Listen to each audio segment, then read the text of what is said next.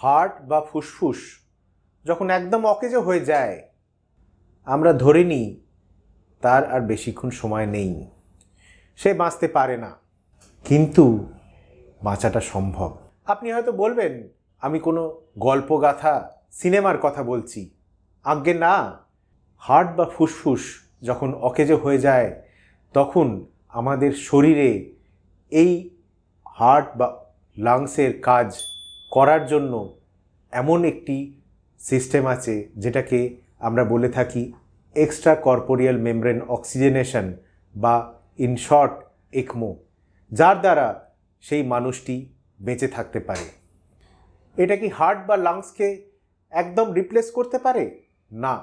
কিন্তু যতক্ষণ এই হার্ট বা লাংস কাজ করছে না, তার সুস্থ হতে যেটুকু সময় লাগে সেই সময়টা এই মেশিনের দ্বারা এই মানুষটি পেতে পারে।